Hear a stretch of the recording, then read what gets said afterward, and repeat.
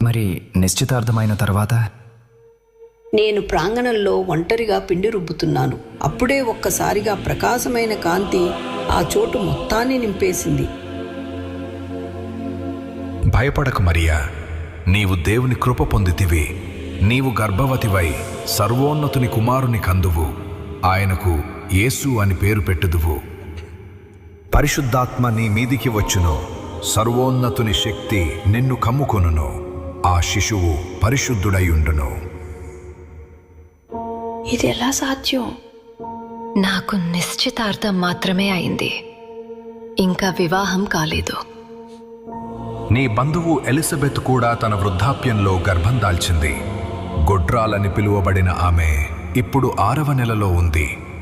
దేవునికి అసాధ్యమైనది ఏదీ లేదు.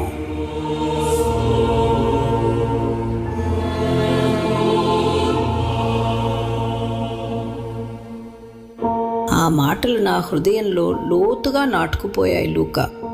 ఆ క్షణంలో నేను ప్రభు సేవకురాల్ని, నీ మాట ప్రకారమే నాకు జరుగునుగాక. వెలుగు తగ్గిన తర్వాత ఏమైంది?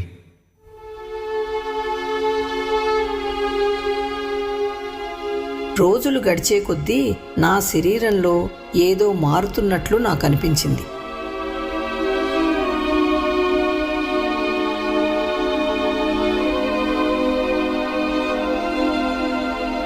నేను ఆ సంగతిని అమ్మా నాన్నలకు చెప్పాను.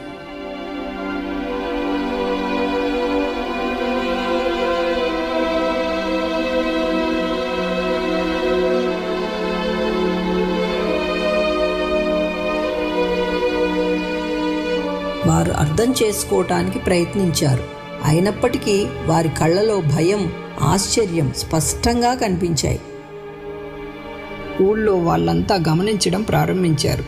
నన్ను భిన్నంగా చూడడం మొదలుపెట్టారు.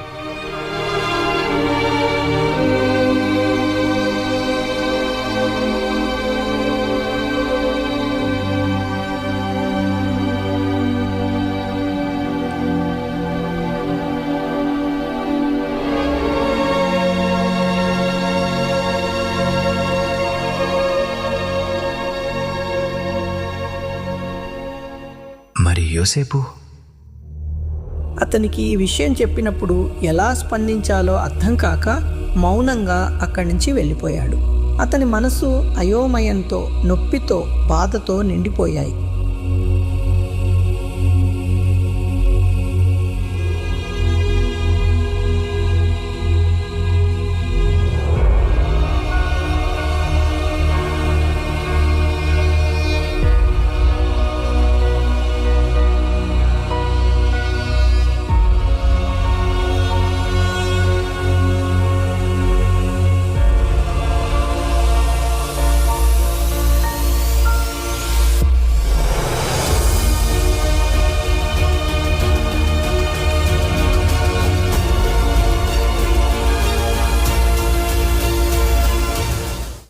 మరి యోసేపు వెళ్ళిన తర్వాత ఏమైంది మరి అమ్మ?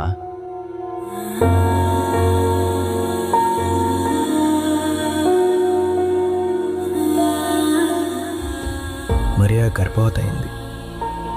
అది ఎట్లా జరిగిందో నాకు తెలియదు. నేనేం చేయాలో అర్థం కావడం లేదు.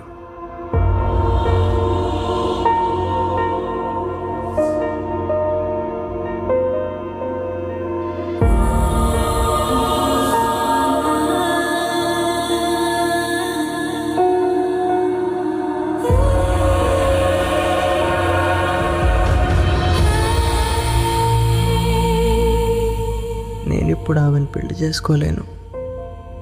ఆమె నెమ్మదిగా దూరంగా ఉంచుతాను.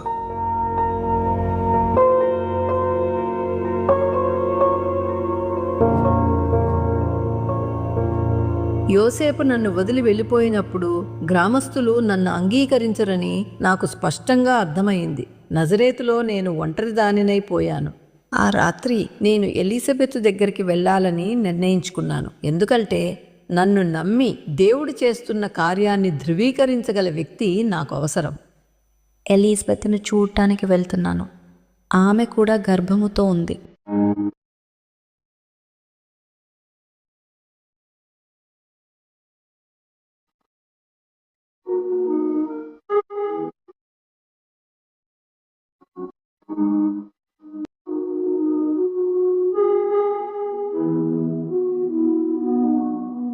ఆందోళన పడకండమ్మా, దేవుడు నన్ను కాపాడుతాడు.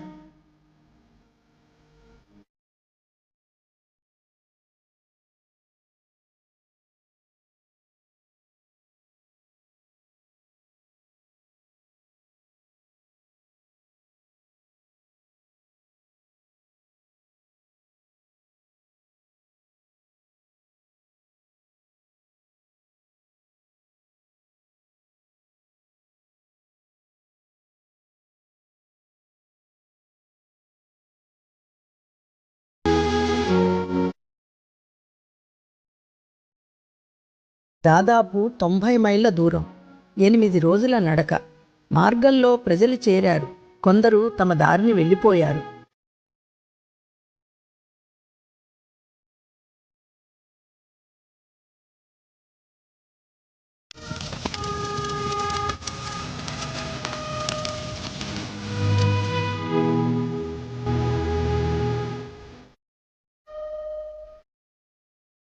ఎనిమిదో రోజు కల్లా మేము ఎన్కెరిమ్ను చేరుకున్నాం.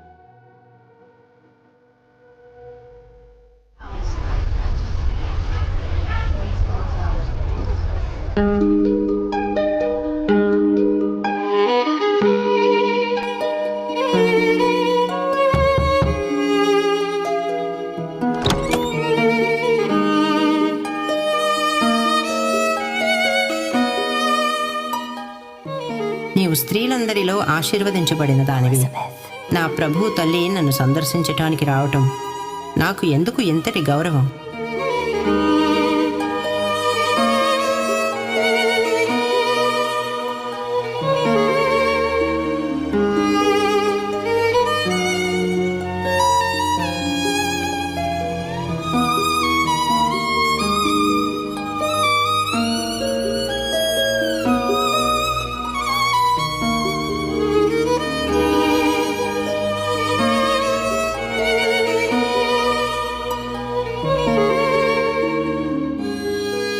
నా పట్ల దేవుని ఉద్దేశం ఏంటో పూర్తిగా గ్రహించలేకపోతున్నాను.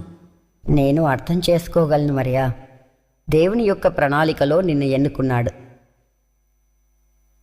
మరియా, ప్రభు ఏం చేశాడో నీకు నేను చెప్తాను. అబియా విభాగాన్ని యెరూషలేముకు పిలిచారు. ఆ రోజుల్లో ఆలయంలో ఉండాల్సిన దానికంటే ఎక్కువ మంది యాజకులు ఉండేవారు. ఇశ్రాయేల్ అంతటా దాదాపు 20,000 మంది ఉన్నారు. దావీదు మహారాజు వారిని 24 విభాగాలుగా విభజించాడు. ప్రతి ఒక్క విభాగం వారానికి ఒక్కసారి, సంవత్సరానికి 2 సార్లు సేవ చేస్తుంది. ధూపం వేయడానికి ఎంపిక చేయబడిన యాజకుడిని చీట్ల ద్వారా ఎంపిక చేస్తారు. ఈ గౌరవం చాలా తక్కువ మందికి లభిస్తుంది. జకర్యా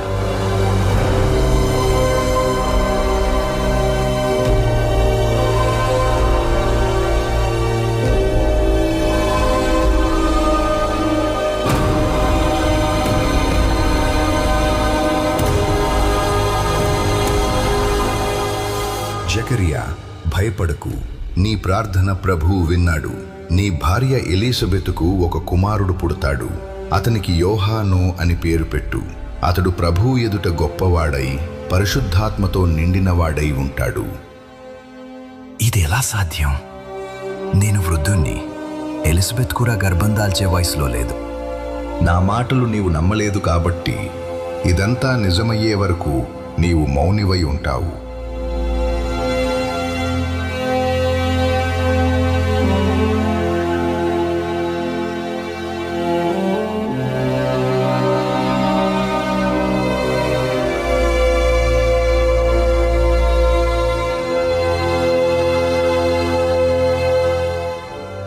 జకర్యా తిరిగి వచ్చినప్పుడు అతను మాట్లాడలేకపోయాడు. కానీ తన చేతుల సంకేతాలతో జరిగిన ప్రతిదాన్ని నాకు వివరించాడు. ఆ తర్వాత దేవదూత చెప్పినట్లుగానే ప్రభు నా గర్భాన్ని తెరిచాడు.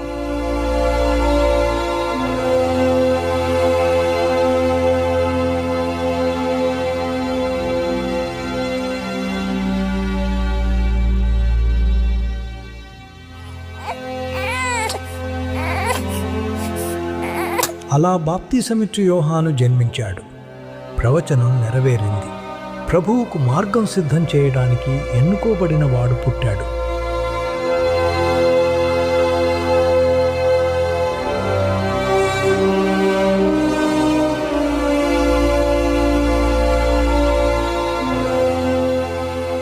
అక్కడ 3 నెలలు ఉన్నాను. నా హృదయంలో ఒక లోతైన శాంతి స్థిరపడింది.